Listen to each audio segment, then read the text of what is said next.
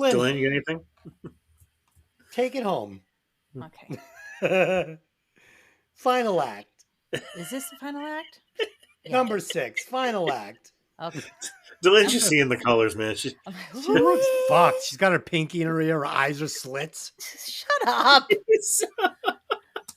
Are you ready? waiting on you.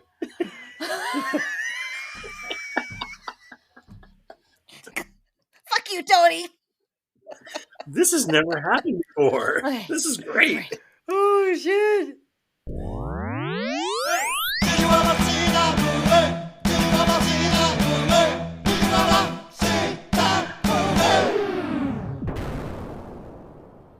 Live from the D&D studios in downtown Boston, it's time for another episode of Hey, did you ever see that movie? I'm your host, Des, and as always, I'm joined by my face-sucking little co-host, Lynn. In space, no one can hear you scream. In my condo, no one can hear me scream. And joining us again, the podcaster with a degree in terror, Tony. Hey, how's it going? Tonight, we will be discussing the 1979 sci-fi horror movie Alien, written by Dan O'Banion and Ronald Shusett, directed by Ridley Scott, starring Tom Skerritt, Sigourney Weaver, Veronica Cartwright, and Harry Dean Stanton. So there you go. You got your one fucked up name, everybody. There we go.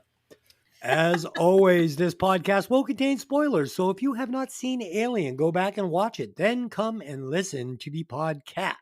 Now, please take a moment to like, subscribe, and comment if you're listening on YouTube, and if you're listening on Apple, please leave the podcast a 5-star review, as it helps. And of course, comments do help the algorithm on any site, so go ahead and leave us a little comment as well. Next week, we will be discussing 16 Candles with Mikki and Tony 2.0. We're going to get down to the bottom of things. Did Farmer Ted, in fact, rape Jake's girlfriend? Oh my God. We'll find out. Okay, let's do some quick opening thoughts on this one. So, this is about as iconic of a sci-fi horror movie as there is out there, right? And like everybody, I've seen it several times, but it's been a long time, longer than I realized. And I was very fuzzy on the details of the movie. And honestly, I wasn't even sure how it ended. That's how long it's been. It was a lot of fun to revisit the movie. And the question, as always, is, was it any good? Lynn, how familiar were you with the movie? Quite familiar. This is one I had seen many times. And again, like you said, it probably had been a while since I'd watched it from beginning to end, but I knew where it was going. I knew where the end was. So it was interesting to watch it for the review and actually really take it into account what's going on review-wise versus just watching it to enjoy it. Right. And Tony, we were discussing before the show that you were a little fuzzy on this one as well? Yeah, I mean, I've seen it a handful of times. It's definitely, I mean, I hate to say I even like, the fourth one more than the first one. I know that's sacrilege, but I mean, it comes down to the second one. Everyone remembers the second one. Everyone loves the second one. We'll get into it. It's just, I looked at it. I mean, obviously when I first saw it when I was young. I saw it when I was like 12 and I was looking for monsters and gore and craziness because that's what I was, raised on. And I'm looking at it with adult eyes and it's a whole different feel. Totally. And it's one that I can appreciate differently. But again, we'll get into it. Yeah, no, totally. I agree with everything you just said. And, I think I kind of blurred 1 and 2 together in my memory because I was waiting for things that happened that didn't happen. And I remembered seeing way more of the Alien. And I'm like, what? Wait a second. But yeah, we'll get into it. With a box office budget of $11 million and a box office gross of $108.6 million, this was considered a monster, no pun intended, success for the studio. All right, let's go over and punch the mail bag. We got a message from Radio Universal confessing that the Karate Kid soundtrack is a guilty pleasure, and I just couldn't agree more. It is a guilty pleasure. Fucking what a great soundtrack. What a great movie. Mikki, you're crazy. Um, they also were going through our backlog and stopped on Staying Alive and listened to the episode and said that they got a lot of laughs out of it and definitely recommended checking it out if you needed a couple of yucks on a bad day. So thanks for writing in, Radio Universal. I was saying they because I don't know if you're a boy or girl, honestly. If you want to leave your name, I can refer to you by your first name going forward if you write in again. You Lynn, can just call him Radio. That works too. I like that. Nickname, Radio. Also, I would like to share that my friends Tracy and Casey, who are personal friends of mine, both wanted to tell me how much they enjoyed the Karate Kid episode. They went out of their way to reach out to me separately and let me know how much they enjoyed it. And Tracy went as far as to tell me to tell you that you were stupid for not liking my alternate ending. So there you go. Yeah, your alternate ending was fucking not good. Nah, you're wrong. Okay. So guys, I sent both of you pictures for today's Fast Five. So you both have looked over the material? Yes, sir. Nope. Okay, so it's in your text messages. I sent you pictures of every alien in question here. There we go. Okay, so the Fast Five today is Alien Showdown. Which alien looked better on the big screen? So there you go. I'm going to give you two aliens. You're just going to tell me which one was more effective and successful on screen. Number one, Yatuja from Predator or Exomorphs from Alien. Tony, which one was better on the big screen? I gotta say, the xenomorphs are definitely better. Just too many of them. There's so many different varieties. They come at you in a swarm, or you got a queen, you got a warrior, you got the panther one. I mean, they're amazing. The predators are good. They're hunters. They're calculated. But there's nothing more terrifying than a swarm of like xenomorphs running at you. Go, Delin, which one was better on the screen? I have to agree with that. I mean, the Predator is awesome. Don't get me wrong. It's a really cool idea, and I really do like it. But the xenomorphs are just frighteningly terrifying. The correct answer is the xenomorphs because I don't want to try to pronounce the predator's name again. So there you go. Number two, we've got the Harvesters from Independence Day or the Martians from Mars Attacks. Tony, which ones look better on the big screen? Oh, the Martians from Mars Attacks. They come on, all of them just running around.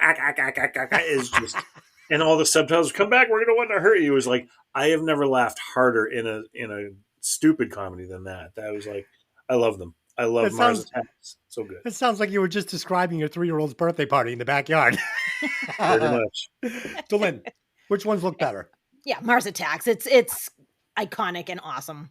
Yeah, correct answer is Mars Attacks because it has a great pinball machine. Number three, Paul or E.T.? Which one looked better on the big screen? Oh, fuck. E.T. is like a staple of my childhood. Like, if you didn't like E.T., you were just a heartless fuck. So, and Paul, I mean, as much as I love the Simon Pegg and those guys, I got to go E.T. E.T. is literally ingrained in my childhood. Delin, which one?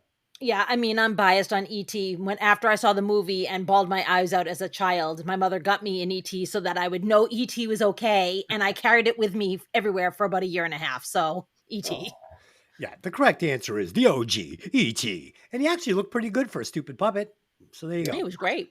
Until he got all white and scrawny and freaky, and that was creepy as shit. Oh, I cried. That was too much. That was too much. Yeah. It's for a children's movie? Oh my God, yeah. Okay. Number four, Martians from War of the Worlds or the Leeches from Cloverfield. Tony, which ones were scarier?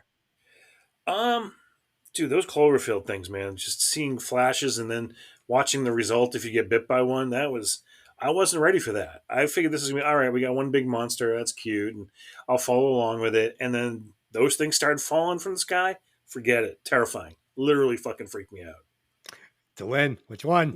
Yeah, Cloverfield. It was literally a movement. It changed the face of alien stuff for quite some time. You guys are correct. The correct answer is Cloverfield, the Leeches. Number five, Fatu Cray from Galaxy Quest, who would more known as the Lobster Head, or the ghouls from They Live. Tony, which one is better? Oh my God, that's not even a question. It's They Live. They Live is just it's a societal movement at this point, and we, I forget, do we even do that? We've done We've They done Live, it. right? We Yeah. did. We Oh did They God, yeah. Live. So I mean, I can't go any more than we already did in that entire podcast about how much I love that movie, and the whole theory behind all of it is just so Mm-hmm. current event and will stay current event. So Mm-hmm. good. Delin, which one? Yeah, I love me some Galaxy Quest, but you can't. They Live is the ghouls from They Live is way better. Yeah, Fat Two Cray looks better on screen than the ghouls, but I'm not going against fucking They Live. The correct answer is They Live, the ghouls. So there you go. We agreed on every single one. Kind of a boring Wow. Fast Five, but I hope you guys enjoyed it. Let's get into the synopsis and then we will break this classic movie down. After investigating a mysterious transmission of an unknown origin, the crew of the commercial spacecraft encounters a deadly life form. There you go. Yikes, Scoob! Like Scoob. If it wasn't for these pesky astronauts, we would have got away with it. God. You ready? I'm ready. Okay. The commercial towing spaceship Nostromo is on a return trip to Earth, hauling a refinery and 20 million tons of mineral ore, along with its 7-member crew in stasis. Upon receiving a transmission of unknown origin from a nearby planetoid, the ship's computer mother awakens the crew. The crew is returning with a full load of the ore and expected a large bonus upon arrival at Earth. The crew still believes that they have been awakened as they're nearing their destination, but get a rude jolt when they realize that they are not in the solar system. Mother summons Captain Dallas for a private conversation and apprises him of the situation. Dallas informs the crew that they are only halfway to Earth. Dallas says that the signal that Mother intercepted was an acoustical beacon, which repeats at an interval of 12 seconds. Following company policy and a clause in everyone's contract to investigate transmissions indicating intelligent life, they land on the planet. The crew does not have any choices. If they fail to comply, it results in complete forfeiture of their shares, which means that they'll get no money at all. And you got to think that you're putting a very large part of your life on hold in order to take a job like this. So they want that money. They do a really nice job of keeping the storytelling nice and tight here. You get a glance into the pay disparity between officers and engineers, the camaraderie between them or lack thereof. Without too much backstory, too much lore dropping, you're understanding the role that each of these people are playing pretty quickly. The original cut of this film was 3 hours and 12 minutes. And oh my God, this is already 2 hours. And I still think that there's stuff you could have cut out of this. 3 hours and 12 minutes would have, thank God they didn't do that. Sir Ridley Scott taps Star Wars, the original one, 2001 A Space Odyssey, and Texas Chainsaw Massacre as inspiration for this movie. I think that it's obvious in the sets that he was looking at Space Odyssey, but maybe not so much in the pacing. He definitely could have moved a little bit on this, I think. Yeah. So before we get started, this, in my opinion, is 100% a sci-fi movie. The only horror aspect of this movie, especially this one in particular, is just all the bad decisions the crew makes. I mean, they're making horror movie decisions, but this is not even by any stretch of the imagination a horror movie. Now let's talk about the intro. Like Dylan was saying, we get this overhead shot of the cargo ship. This reminded me of the opening shot in Star Wars. It's borrowed from, definitely. Then we see some interior hall shots of the ship. And these look a lot like the detention bay halls in Star Wars when they go to save Leia. It's almost the same fucking hallway. And you got to remember, this is 1979. And visually, these opening interior shots, they looked and felt to me like a combination of, like you said, Space Odyssey 2001, for sure, and a TV show that used to be on called Space 1999. And this is what it really felt like to me. I loved that as a kid, especially that character Maya. I don't know if anybody ever saw it, but she could shapeshift. She'd look at any creature and then you'd see the creature in her eye and she'd become like a female version of the creature. Oh, I digress, but I love Space 1999. and this really looked like it. It had that feel. And finally, we meet the crew. And I have some observations here. First, they feel like real coworkers. Like, this feels like a bunch of dudes that have worked together and chicks that have worked together forever on a fucking ship. You know, they don't all get along, but they feel like they know each other. It's real world. Everything on the ship looks really worn and lived. I mean, there's rips in the seats. It feels real. And that's what casts the spell over me when I'm watching a movie, right? Like, does it feel like Hollywood bullshit or does it feel real? Like Texas Chainsaw Massacre, the one we did last, real world feel, felt sweaty. I can smell the BO coming off these mechanics. And finally, we get a glimpse into how the company is run. And I like that, the company. That's so cool.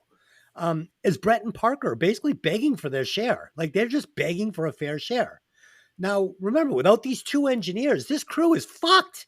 Their skills and hard work keep this crew alive in outer space, and they're begging for a fair cut. And you're going to see that these fucking colonels and captains and science officers, they're not even following protocol. They're breaking rules all over the place and putting everybody at risk, and they're taking full shares. And as a blue collar worker myself, who makes the company money by the sweat of my brow, I can emphasize with these two characters that honestly, this feels like real world problems. And like Tony said, this is more than just a monster movie or a sci-fi movie that leans on jump scare. No, this is something completely different. I was talking to a friend of mine who sat and watched the movie with me. It's funny because it doesn't move fast. It's not even, I can't even say it's deliberately paced. It's just real life. It's like fly on the wall. You come into conversations, you can tell it's a third time they've addressed something. Yes. It's not the first time they're bringing it up. You don't need any history, but what they say gives you enough backstory. You understand what they're getting at. They think they've just woken up and they're like on their way home. They think they're just about there. When they realize they're not, there's like, oh, what the fuck? Like, what do you mean? Like they're reacting like, they're, you could tell that, Sigourney Weaver's like, it's not our universe, it's not our area. And Lambert's like, I know. You can tell these two definitely have a history of just pecking at each other. Yep. Yeah. Just the facial expressions, the gritted teeth. Sigourney Weaver's character, obviously third in charge of everything, but trying to hold on to her space throughout the story. And we'll address those issues later on, but you can see the hierarchy coming into play in this intro scene. Yep. Of just around the breakfast table. Yes. Of who's jockeying for position, who's, who talks to who. The science officer is literally sitting there and watching everybody. Yeah. He has very few lines in the intro. Again, just the way he carries himself, the way he stares, always covering his face with his hands. It's just, they laid it all out. Knowing what you know after the third and fourth time seeing it, each character is perfectly pegged into where it needs to be to set this story in motion. Yep. Ash is like a beta series replicant from the Tyrell Corporation. Like he's one of the first replicants ever, like when they were still making them out of like sour milk and spaghetti, right? I love your comparison Space 1999 because you're right. The spaceships in this and the blue screens, they're really good, but they're not perfect. Yes. You get the harsh shadows across the little nooks and crannies of the ship, which is a very 1970s, late 70s, early 80s look to it. Yep. Star Wars was really the first one to go, we're going to light up every aspect of the ship and show you every detail. 2001, 1999, Alien, Planet, Battle for the Planets. It's like all the old, not high budget ones, but this was the look. And it worked. Battlestar Galactica, the TV version of Battlestar Galactica. Yes. Same shadows, same look, same bumps on the ship. It's just, it's a warm it's mac and cheese cinema. It's like, I like this. I'm comfortable here. I know where I am. Yep. All that's in my notes. All that's in my notes. Remember Hawk? I fucking loved Hawk. Awesome. Don't even fuck with Hawk. I'm Buck Rogers. I loved Hawk with his black armor and his fucking Axl Rose feathered fucking vest, whatever it was. He looked great. Oh, you got Tweaky the beady. Oh man, fucking great. I'm gonna have to go watch a couple of episodes. Yeah. All right, Dylan, keep going.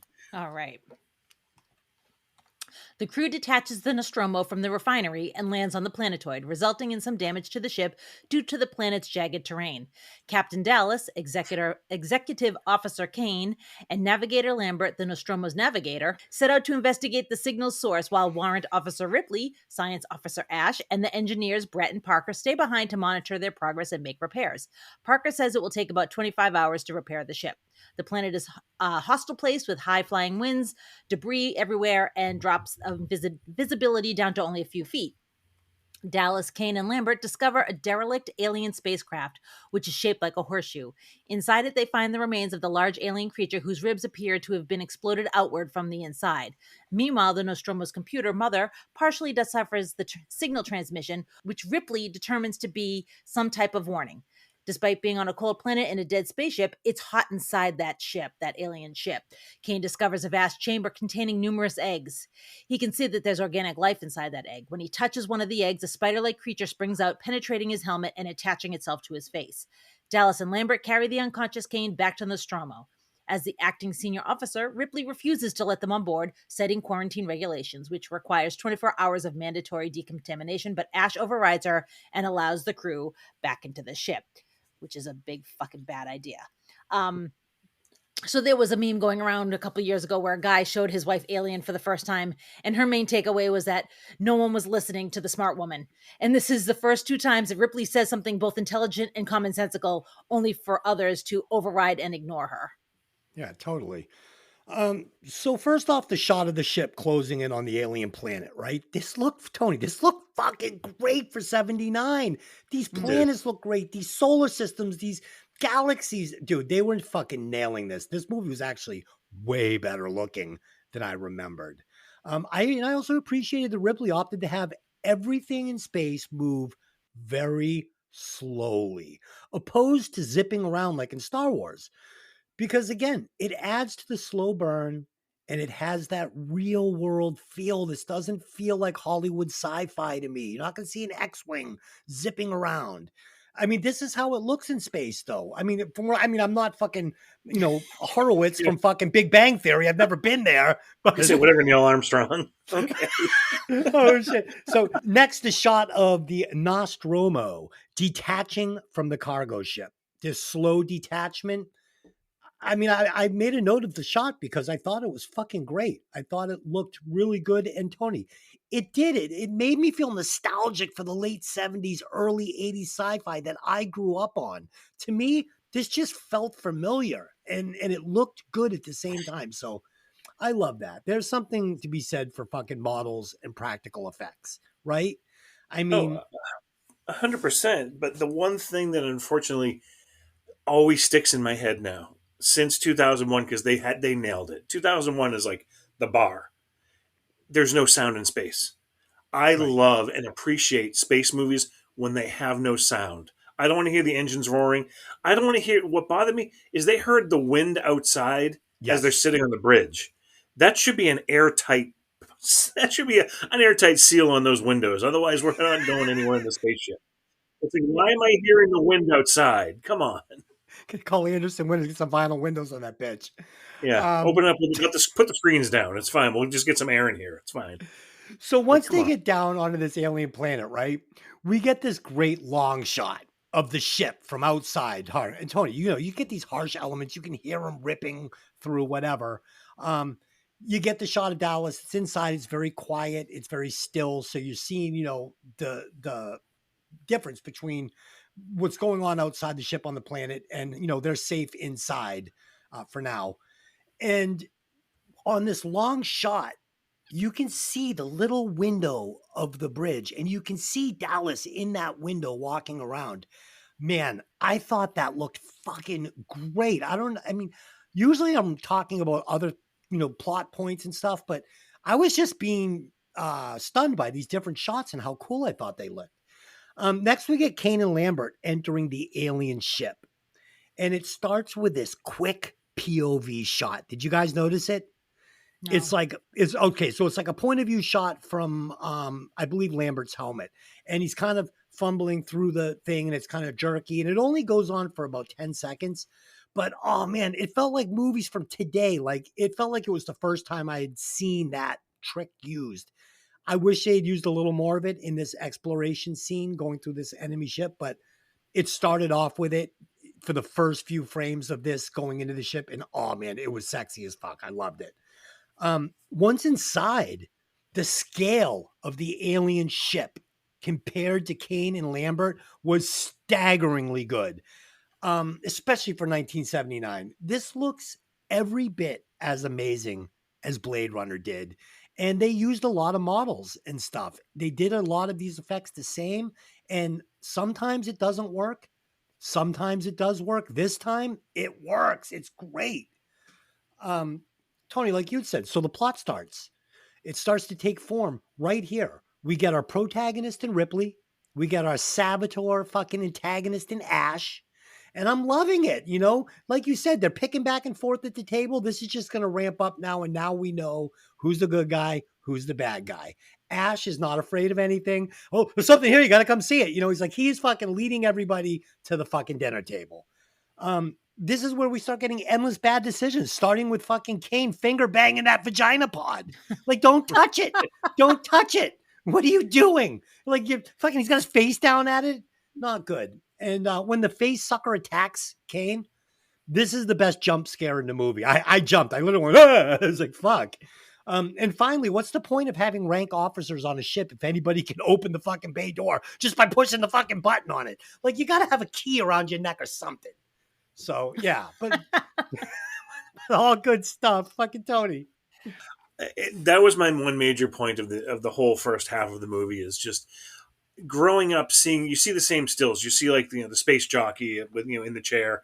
You see that horseshoe thing. We've seen millions of pictures of them until you see it in the movie and you realize those two little white dots down at the bottom, those are the people. So good. I always forget the scale that the space jockey is huge. That ship is monstrous. That's Ridley Scott's kid and another child to make him look even smaller. Yeah. Like it was a trick, but I mean, obviously it's still huge. Don't get me wrong, but they went out of their way to make the astronauts look extra small. Yeah. I mean, just the force perspectives, the matte paintings, it's so well done in this movie. It's like and again, I watched the whatever 4K version of it, and it's just crystal clear and just beautiful, and the details. The slime, the laser light force beam over the eggs, all of it. The sets are just amazing. Yeah. And again, he was influenced by all those things, but for the amount of money that he had, this was still considered at the time kind of a lower budget movie. I mean, especially after Star Wars, especially after all the movies that were influenced him. He was working with what he had, and he again made the best of it because every shot is gorgeous. Granted, it's black, it's wet, it's shiny. It's gross. It's dirty. You said it perfectly. It's lived in. Everything inside the ship is lived in and dirty, and it's perfect. And once we hit this alien planet, I'm not going to say it's clean, but it's shiny. Everything glistens. Everything is. You don't want to touch anything because it just looks like you're going to stick to it. Yeah. It didn't look like matte paintings. It looked like they were in a giant fucking alien spaceship. I didn't question it for 1 second. Yeah. In fact, even though I knew how they did it, I was watching it going, how the fuck did he do that? Like, did they build this thing? Of course not. But it looked that fucking good. It really did. Yeah, I mean, I was just going to say, like, the cast that they have, I mean, everybody except for pretty much Sigourney Weaver already was an established star. I mean, Yaphet Kotto, Harry Dean Stanton, Tom Skerritt. I mean, the entire cast is full of really good actors. Yeah. And the one thing that I read that I didn't realize is that Sigourney Weaver and Meryl Streep were both going for this role. Yes, I did see that. Because Meryl Streep was in mourning from her husband passing away. She kind of backed away from it and let Sigourney Weaver have it, which blew my mind that Meryl Streep would even be interested in a movie like this, even in her career, because, I mean, she did Deer Hunter, she did all this stuff. It's a side note, but it was one of those. It just goes to show you the level of casting that went into this movie. Like, they got some good people. John Hurt. I mean, I can't rave enough about the acting in this movie. As much as they put this amazing attention to detail and everything, one thing that was irritating the fuck out of me was the lights underneath the ship. It looked like the little LED strips. It did. Rope lights. Yeah, I thought the same exact thing. Like, and it looked like crooked, shit. Like some kid like was trying to put them up and couldn't quite reach. And I'm going, what?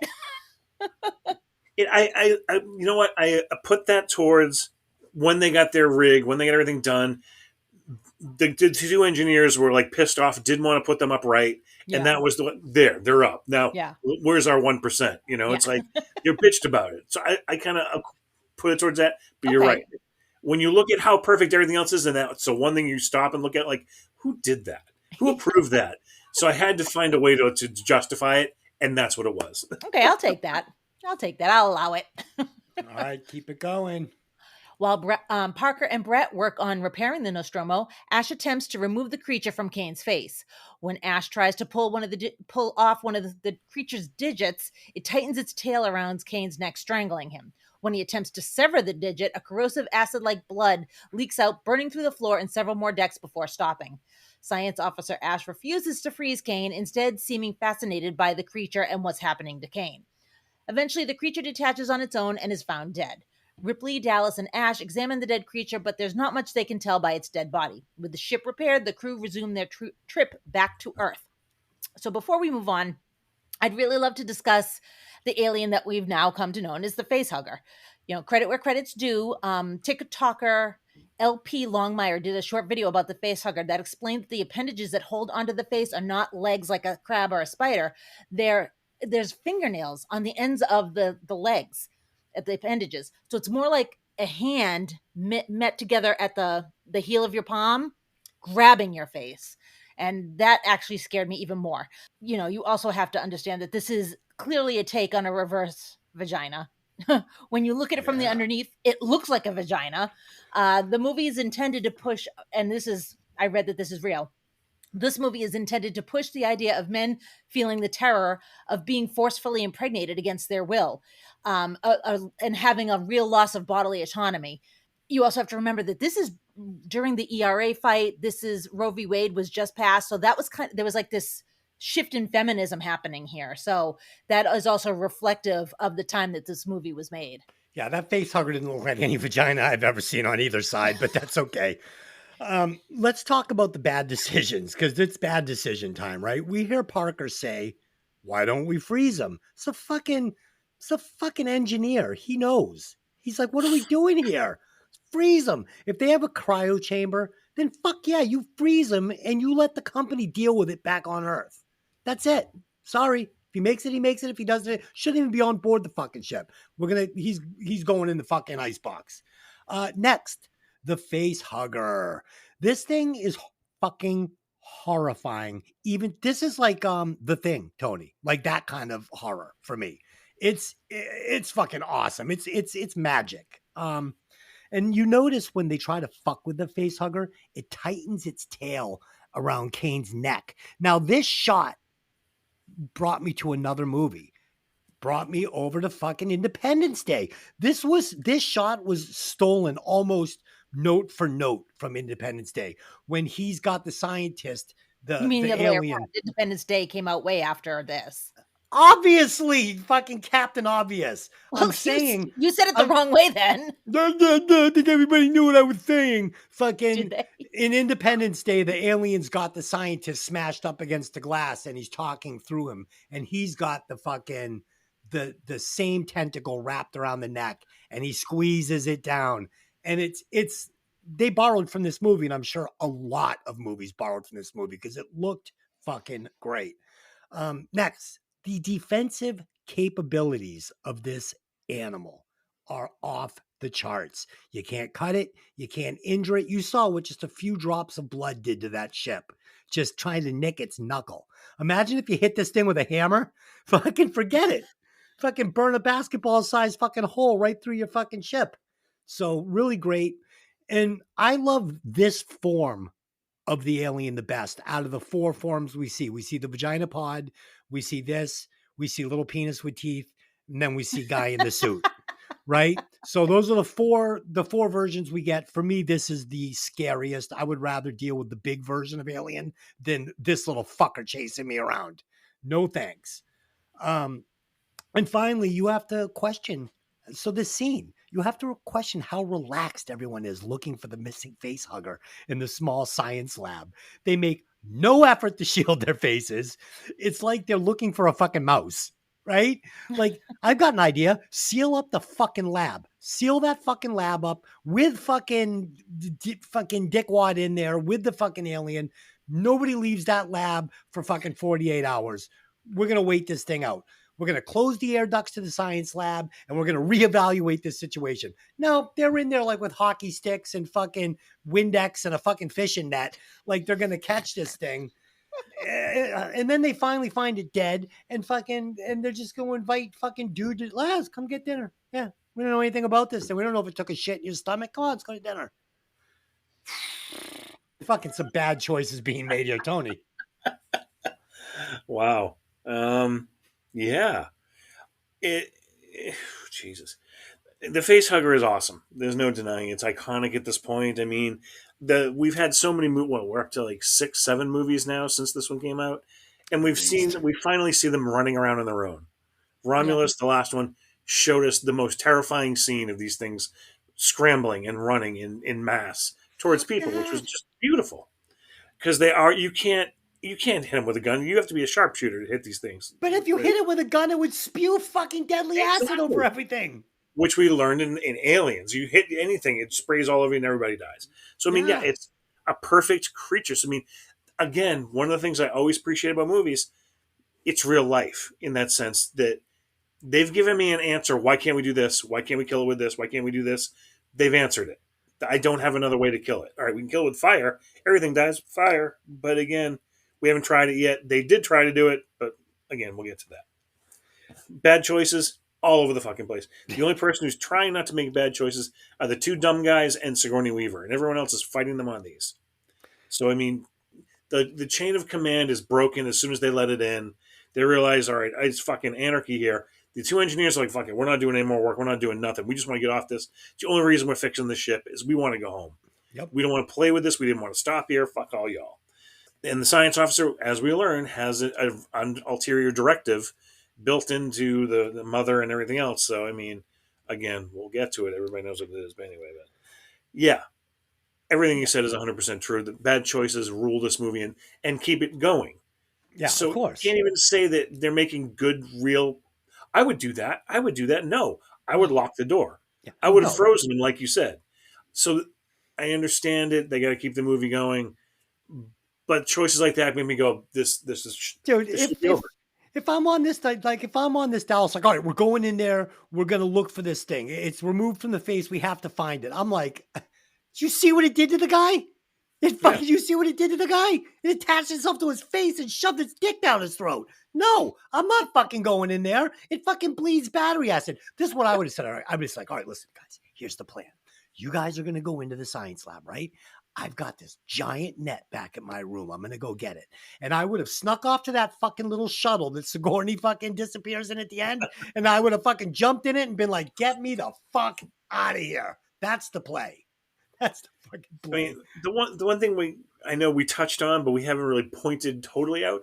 These aren't astronauts. Everybody's got a role, but they're glorified truckers. Yes. They're glorified cargo guys. Yep. Everybody has he's the captain, he's this. But what they are is, it's pretty much Armageddon. They're drillers, they're truckers, they're blue-collar people. Ash is the only one who's not, and he's a fucking robot, so we can't trust that shit anyway. Yeah. But again, everybody else, they're not used to this. They're not wartime people. They're not rescue operators. They're not EMTs. They have no experience with this. Flying by the seat of their pants. So I try to give them the edge on that, or I'll allow it. But stupid decisions. But that's the charm, Tony. You just nailed it. These are not real military fucking people. Like, they're not fucking highly trained berets or... Yeah, there's not even a single gun on board. Yeah, these are fucking all employees for fucking the company. You know, they're glorified captains. Dallas, a glorified captain, you know? So, yeah, they're making bad decisions. It's not fucking trained to make these decisions. They're not trained to go out and fucking pick up cargo and tugboat it back. And now they're fucking put in this military situation with an unbeatable alien. So there's got to be bad decisions made. Oh, and then let's not forget about fucking Ash. The lack of sympathy. It's an alien. It's a robot. They put a robot in place because it's got a lack of sympathy and they know they can count on it to fucking burn this fucking crew to the ground if they have to bring this alien home, which I still don't know why they want to bring this thing back to Earth, but whatever. Well, I mean, it's all they think they're going to control it and turn it into a weapon. And it's like, that is not a controllable. Yeah, it's a weapon. It's a human race down. It's a weapon that's going to kill everybody, not just your enemies. It's not going to know you're a nice guy. Exactly.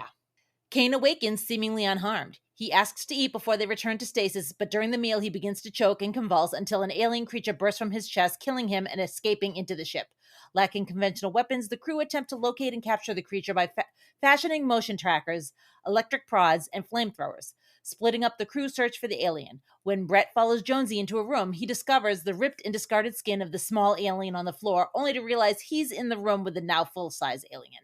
The alien grabs Brett and disappears with him up into an air shaft while Jonesy looks on, which honestly was a haunting scene for me. I just, the cat's face and the movement over it freaked me out. So this is our first look at the big boy alien and his very phallic head. The H.R. Giger design is so outstanding that they take a page out of the Jaws book, despite the fact that the creature has amazing design. They're doing that thing where you're just seeing a little bit of his face, or you're seeing a little bit of him from the back, or he's kind, they've kind of hidden. What you see is so quick and it's so dark that you kind of struggle to see the creature really well. Lisa, one of the hosts of our other podcast, Violent Vinyl Radio, told me that she just saw this movie for the first time this week, and one of her main complaints was that you don't see the alien more. And I agree. I know this was 1979, and they were afraid that people were going to clock that this was a guy in a suit. And if they used miniatures, they were running the risk of it looking goofy like the alien in Alien 3 did. But, I think that they made these choices that they made, and I'm okay with it. Also, they made Giger redesign the alien a few times because it was too blatantly sexual. And I'm like, it was more sexual than it is. Okay. Yeah, they made a huge mistake here by not using this alien more. It did not look that bad. I didn't think so at all. I thought it looked amazing. Yeah, I thought it looked amazing too. I wanted more of this alien. This is what's going to keep this from being, spoiler alert, this is what's going to keep this from being a perfect movie.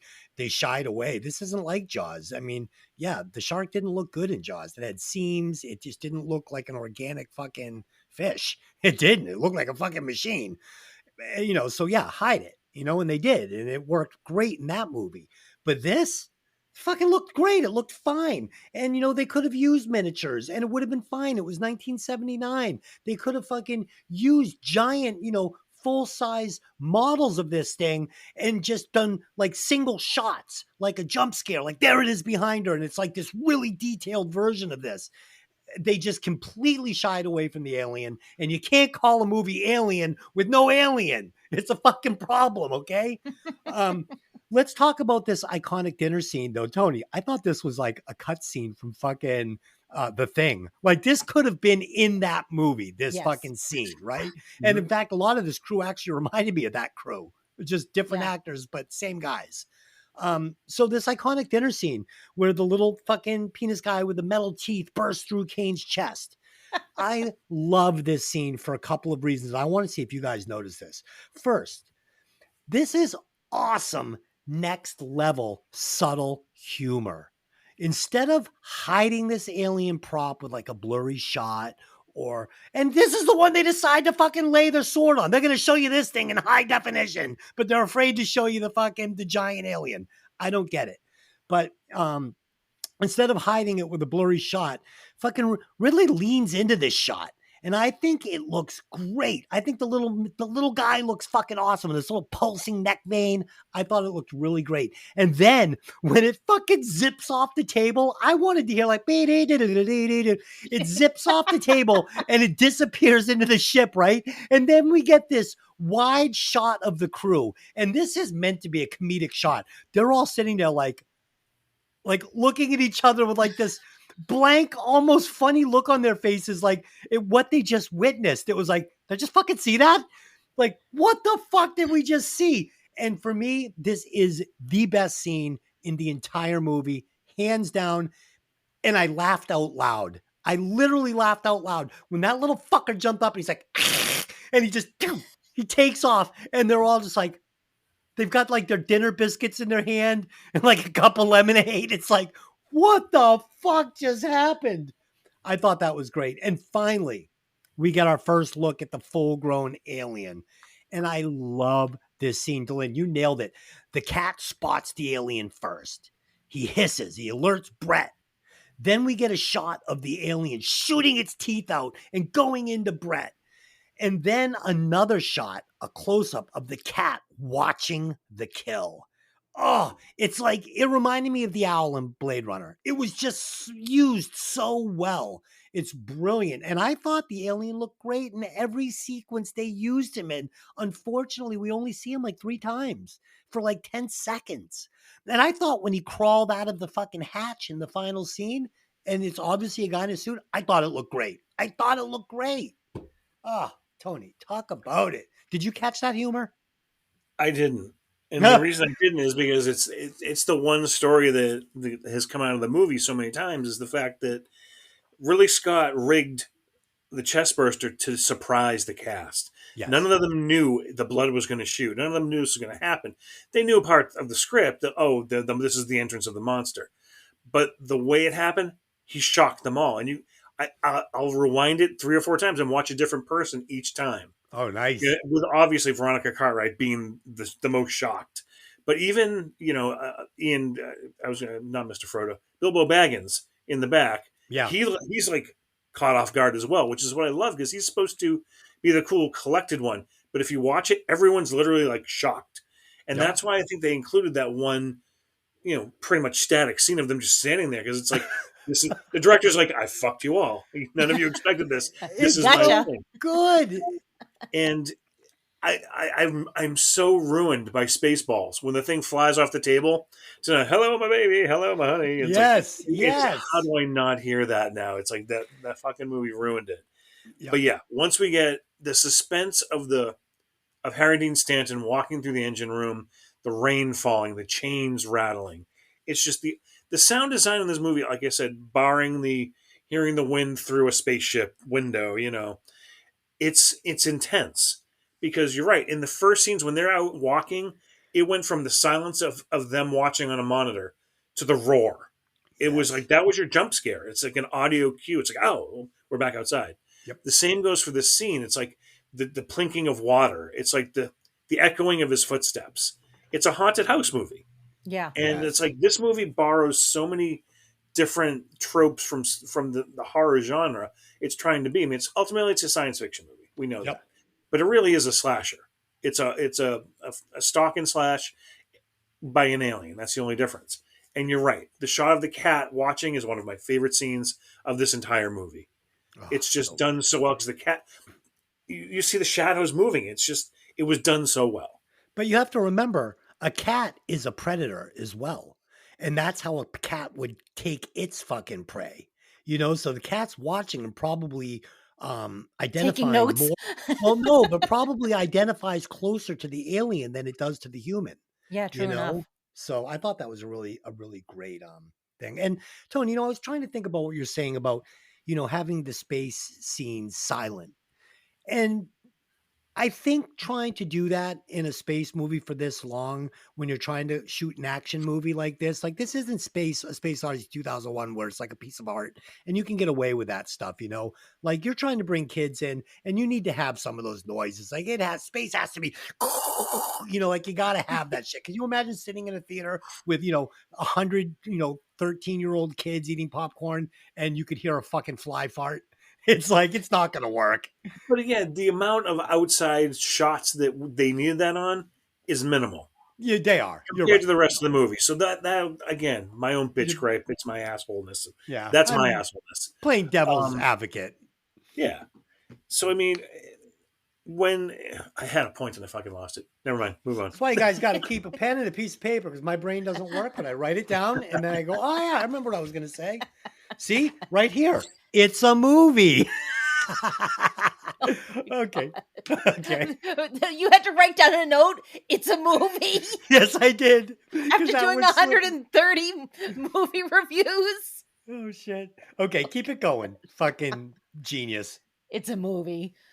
Upon report that Brett has been taken into the air ducts, Dallas enters the ducts with a flamethrower, intending to force the creature into an airlock. However, he is caught by surprise, despite everyone yelling at him to get out because it's coming straight for him.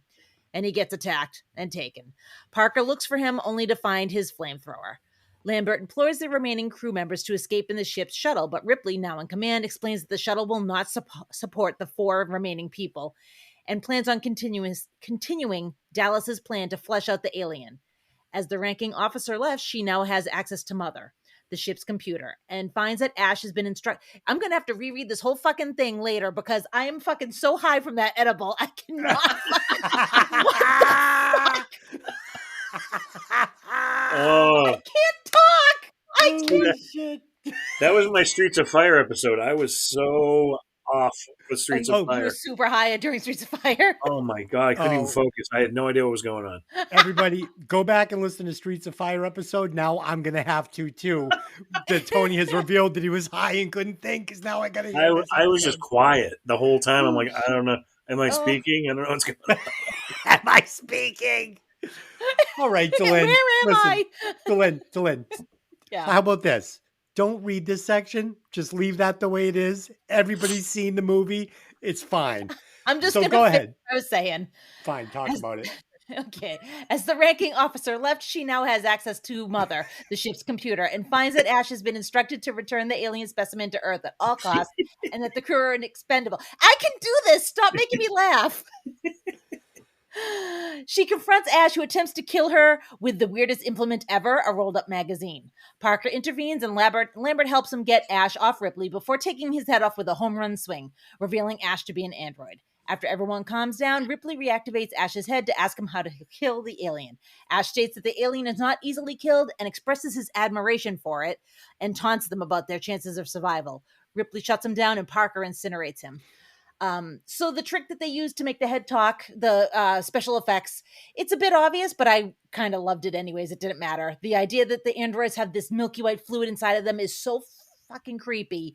I'm not sure if this is the only franchise that uses the weird white stuff inside an alien, but android, but it kind of feels like a weird perversion of milk, which is creepy. Yeah. And the scene with Dallas felt really anticlimactic for me. This is supposed to be like the dude, right? And he just gets taken out in a flash. It was very anticlimactic. You know, Ripley is ultimately our hero, but I would have liked for him to at least make a little bit of effort before he gets taken. See, that's why I loved it, though. They took out the lead character. You thought he was going to be the lead because he's a name, too. He's Thomas and he's top billed. Right. Top billed. So I actually appreciated the fact that he went the way he did, because you didn't expect it. You was like, oh, he'll be fine. Nope, done. And that scene is, again, after the chestburster scene, this scene is the most stressful and the most well done. The beeping, her freaking out, get out, get out, get out. And it was coming out, it was just on a different level. So if he stayed where he was, would have been safe. It's like, No, totally. And, you know, going into this movie, especially in 1979, would you have even gone if you knew it was going to be the woman that was the fucking protagonist that saves the day and gets away? Everybody thought for sure it was Dallas, and, you know, he would save Sigourney at the end. Ripley, no. And that was a bold choice, which is another reason I do love this movie. Dylan, Westworld, I believe came out before this, and the robots were very similar in Westworld. Oh, okay. Okay. So, yeah, so I couldn't wait for Lambert to get it. I fucking hated this character, but in a good way. She was so annoying, crying and whining and freezing. And oh God, I fucking hated she took her. a swing at Ripley too. Oh, and she's just so fucking ugly with those bug eyes. Janine, you got bug eyes. Look at me with those bug eyes. That was that. Sorry about the bug eye thing. Sorry for bug eye thing. It's just such a throwaway line that makes that scene so much better. It's so good. Fucking good. Did we review Ghostbusters? Oh, yeah. We did. Okay. Yeah. Next, this plan to catch the alien with literally a bass fishing net and a creme brulee torch, right? Like, were they making a fucking dessert? Come on. This is a thin fucking plan. And you know what? I didn't even fucking write anything about Dallas's fucking kill, because like you said, it was just boring. And it wasn't even that clever, because I wish at that moment, because Ash had invented the little beeper thing to show us where the alien was. I wish that at that moment it had been working wrong and it looked like the alien was nowhere near him. And everyone's like, you're fine. You're fine. You know, you're gaining on him. And then it turns out he's right on top of him and he kills him. And fucking we see Ash maybe like with a little sinister smile, like, oopsie, you know. But no, this thing worked perfectly, which was kind of counterintuitive to what Ash was trying to accomplish on the ship, which I thought was kind of weird, because they're going to kill this. Yeah, they're looking to flush it out into space. So why would Ash help them do that with this device? He might not have. He could have been sabotaging all along. You don't really know. But I mean, how can you tell if it's on different levels? You're looking at a 2D, you know, a 2D. It was like that little football game I used to play in my hand. Where Down, up, down, straight. The little red fucking The little red Love that. LED Oh, dot. Oh, this head one's to head. brighter. This must be the ones I'm moving. Yeah. Head to head. So we lose Dallas. He's dead. And now Ripley is the, quotes captain of the ship. And she learns from Mother that the mission is actually to safely return this alien to Earth at all costs, which in itself is horrifying. Then we find out the company has put a replicant on board to complete this sinister mission. Double horrifying. And when Ash gives him his sympathy speech at the end saying, you really do have my sympathy. Like, basically, he's saying, you guys are already dead and you don't even know it. Like, there's no way you're killing this thing. You're all fucking lunch to get this guy back to Earth. This is powerful dialogue. I mean, did the scene look good? Not really. I mean, you could tell it was a guy with his head sticking up through the floor, but the dialogue was great. I fucking loved it. And I wasn't even paying attention to the way he looked because him saying, you're fucked, coming from a robot was great. And this is where I come to this. This is so much more than just a horror movie or a straight sci-fi movie. This is built on great characters. That's what this movie is. It's built on great characters. It's built on great sets. It's built on a solid story with the alien and the jump scares is like complimentary window dressing. And that's why this movie is so fucking effective and so successful, because it's good science fiction. It's good storytelling. And these people are interesting. And that's why a movie that has this kind of a slow burn and a pacing that is literally like on 3 that could have killed this movie. I usually have trouble watching a movie with pacing this slow. But the characters, like Tony said, when they're talking, it just feels like friends talking in a room with me. I'm believing it. I'm on for the ride. And the pacing didn't grind me down one bit for those reasons. Like my fucking dialogue is grinding you, the listeners, down. Tony, talk about it. I would actually disagree. Again, Nice.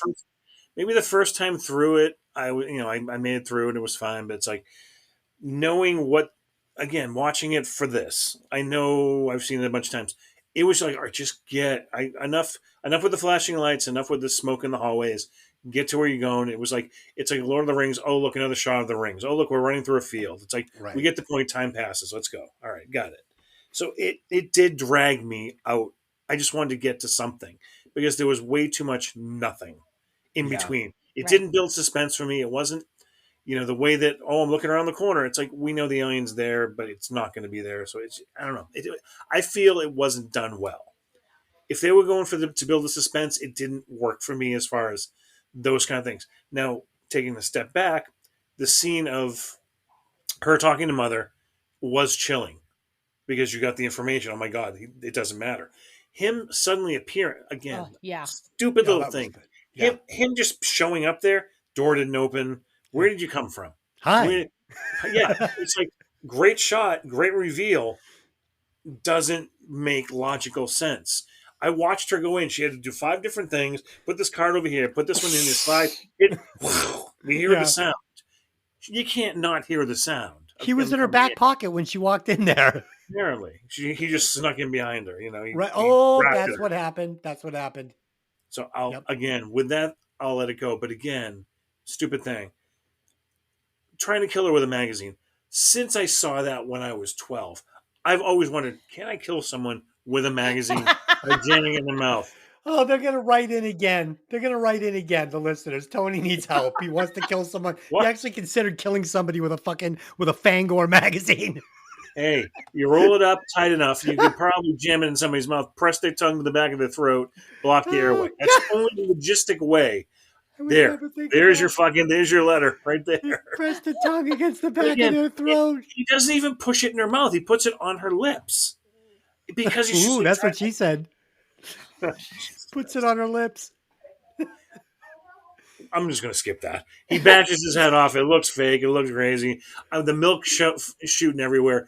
Again, because this whole movie is one sexual innuendo. You got white fluid shooting everywhere. Yeah. Come on. Come on. Literally, come on. I love it. This movie is so over the top with the innuendos of the phallic openings they're crawling into. The small men are going through this big hole in the wall. they're going through a film there. The eggs, I'm touching the egg. I'm making the egg open up. The egg is now on me. It's like Vulva.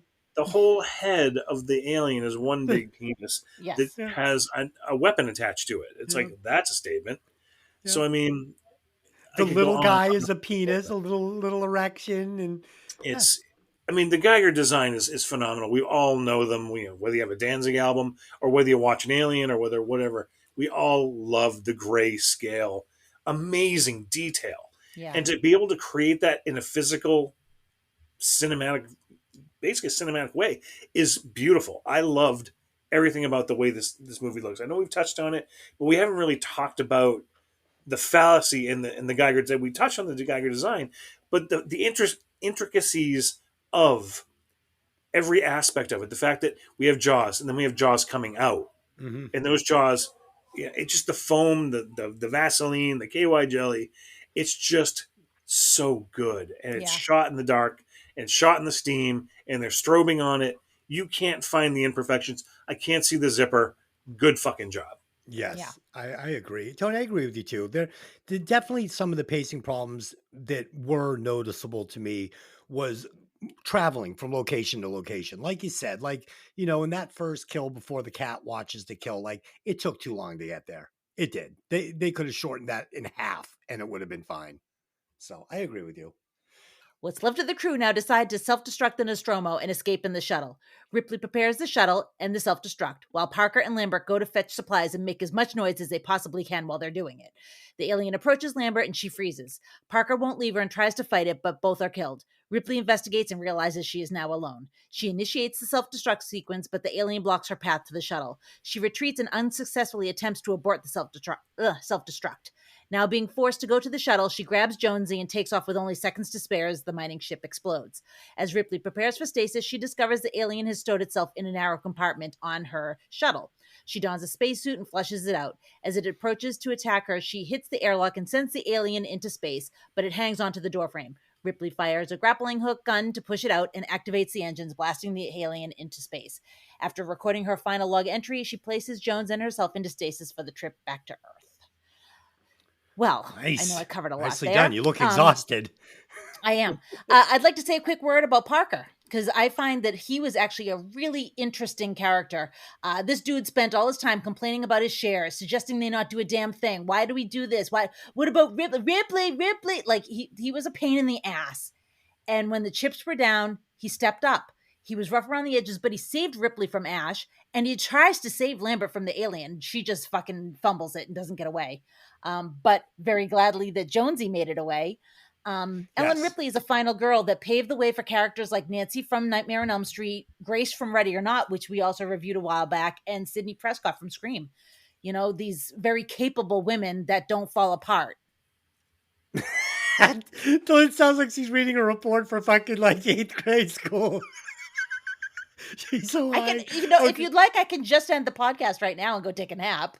I'm sure the fucking listeners would appreciate that. Okay, so It was a good point. It was a good point. it was. It was just funny. The cadence was funny. Okay, so it is time for the final act of this movie. And for me, it was a good one for several reasons. We get to hate Lambert one last time as she basically serves herself and Parker up to the alien, right? He's screaming, get the fuck out of the way. She's crying, naked. It was so frustrating, but in that good way. I was literally yelling at the TV for Parker to just torch her and the alien. Yeah. Just let it rip. Enough is enough because you're all going to die if you don't. And I wish that fucking Ridley had the balls to do it. Because you know what? I bet everybody in the theater would stand up and cheer as she melted down like a fucking crayon in the summer. Wow. Next, the self-destruction sequence.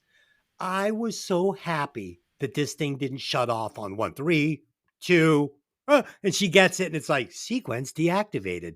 That would have fucking sucked ass. Couldn't shut it off. Last second, she hits it and it's like, nope, you're too late. This thing's blowing up.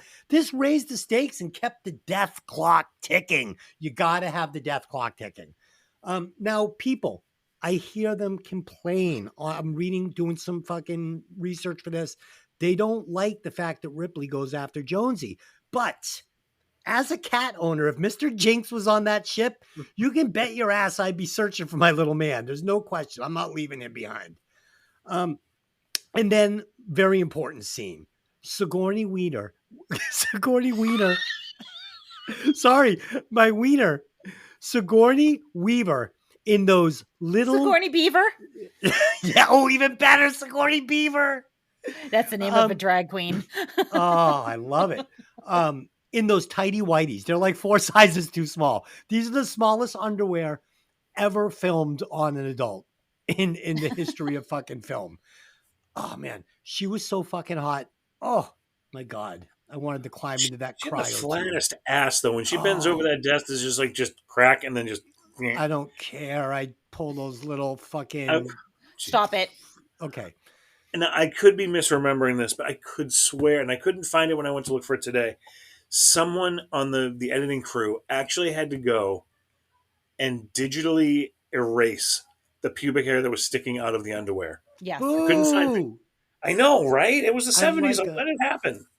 But yeah, they for the release, they had to go in and digitally remove the sides, the top that was poking out and poking through as the scene went on, because it would have increased the R rating almost to the, it was a ratings thing. You can't show that much bush. I find a bush very sexy. Very sexy. Okay, wrap it up. I mean, it's just my preference. I just like a bush. This is like the third time you've said it during the podcast, just so you know. Which part? Not this one. Yeah, well, not today, but over the life of this podcast, you've said it at least 3 times. The best part about this is that the viewers can't see Dylan's face while he's saying that. 3 times out of... Oh, Dylan knows I like a big bush. All right, anyway, come on. That's a big bush. She doesn't. Thank God I'm the one that edits this. I'll do it when I'm sober. Don't fuck around with the podcast. People we got some comments that the last one was the best one we've done in a while because we went old school instead of sterilizing it and fucking, we just let it go. Shut up. Okay. And finally, the scene of Ripley thinking she's safe only to spot the alien. Very satisfying ending. I thought the alien looked great. I thought this was a lot of fun. She shoots him out in the airlock. He's hung up like a fucking fish on a hook. It's great. Great ending. It took a long time to get there. It really did. It was very short. Even once we had, because think about it. It's 1980. You're sitting in the theater. You figure, all right, she just blew the ship up and the alien's on it. This is the end of the movie. Yes. It was only up to that point, and again, I could be getting my months wrong, but we only had the Carrie aftershock, and we had the Friday the 13th jump out of the canoe. Those are pretty much the only 2 in the back of my head that happened after the movie, quote, should have ended. Right. Yep. So, I mean, this is, we'll call it number 3. And it just, it took too long to get to, I feel. And then once we had it, all right, there's the alien. Now we're going to slowly go into the spacesuit, slowly clip it on. Hit different buttons to try to get the alien out, and look, steam's hitting him. It didn't work for me. Tony, can we talk about the spacesuit? You're not getting into anything that's atmospherically fucking safe the way she did. Like zip it up with my Kodiak zipper. Come on, you gotta pressurize that thing. That thing. She didn't have boots. There was no boots attached. There was no boots. There was no gloves. She put on a hoodie. Her face, her eyes are coming out. Forget it. She put on a hoodie. Went into space. Get the fuck out of here. So I never bought the ending. When she hits the thrusters and all the water comes out, it's like that was their effect. It's like, come on, no. It doesn't work for me. It never did. It never will. It bums me out. Did the ship have to explode 4 times too? Like, why? Can we just explode and be done with it? And it was a very 1979-80 explosion too. Yeah, acid trip yellow, fucking crazy. All right, maybe the ending wasn't as good as I remember it. So, what do we think? Do you think it would have been better if it had just ended with her petting the cat and then getting into the cryo chamber? No, because what should have happened? It should have been a battle before that. Put it this way, I'm spoiled by Alien 2. Alien 2 had the fucking ending. Yeah. You had the queen. You had the battle that we wanted in Alien 1 happen in Alien 2. You know why? Because everyone was pissed off we didn't get it in Alien 1. We got sweaty Sigourney Weaver running around the ship, looking around corners, and there was no payoff. The payoff happened after the storm. It was just a hand Oh, I fell out, and now I'm out the fucking door. It's like that was it. There was no battle. There was no back and forth. There was no danger. She sat down, quietly clipped herself in, hit the fucking steam. The thing fell out, opened the door. It wasn't even a battle. It was like fucking, I'm going to open the door for the bee who's stuck in my fucking house right now, and then close the door. That's what the ending was to me. It doesn't work for Dude, me. I'm so fucking simple, right? I'm like, this is a great ending because Sigourney Weaver was in tiny underwear with a bush. Best ending I ever saw. You were like, there was some other stuff going on there. I'm like, really? Oh, shit. Maybe it wasn't a good ending. All right. Fuck. So is that it? Do we break down fucking Alien? Yes. Delin is fucking toast, man. I wish you guys could see her. She's toast. Shut She's up. toast. You're the Just one that happy told to me to be eat here. one before the fucking podcast because I would be fun. I'm glad you were fun. Oh, It was I? fun. I thought it was Okay. fun. All right. So that's it. Let's replace some actors. We'll do an alternate ending and we'll wrap this thing up. So for me, I would replace Tom Skerritt and his green teeth. Did you guys notice how green his teeth were? I I didn't. didn't know. Really? Oh man, go back and look. It's fucking frightening. It really is. It's scary. And of course, I'm going to replace him with Chris Christopherson because he would be perfect in this role. Yeah, that's a good one. Dylan, what do you got? I replaced Tom Skerritt with Kurt Yep. Russell because, of course. Of course, it is. That's great. It Okay, works yeah. perfectly. Tony. I did the switch. They're both young in their career. They're both starting out with their first franchises. I switched her and Linda Hamilton. I want to see Sigourney Weaver take on the Terminator, and I want to see Linda Hamilton take on the aliens. Totally works. Totally works. Do you know who turned down the role of Dallas? No. Oh, I've read that, but I can't remember. Who was it? Harrison Ford. That's right. Oh. Yeah, he turned it down. They offered it to him and he said, no, thank you. I already did enough sci-fi. Mm-hmm. All right. Now it is time for the alternate endings. As if we'd end the movie like that. Yeah. Let's do the Scooby-Doo ending. Good call.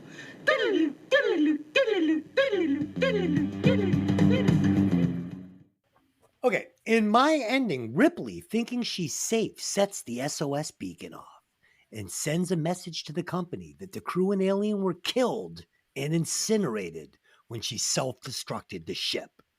As she's climbing into the deep sleep chamber, the alien appears and kills her before retreating back into the wall of the shuttle.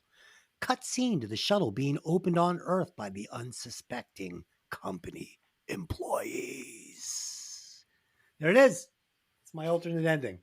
They're pretty good. Pretty good. All right, Dylan, see what you got.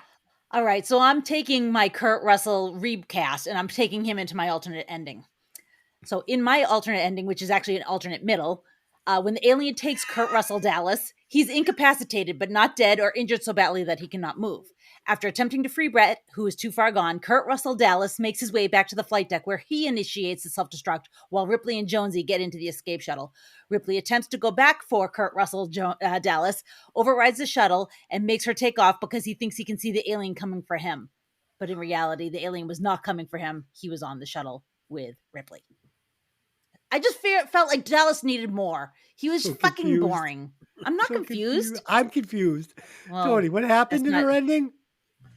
I wanted more. It just comes down to I want more.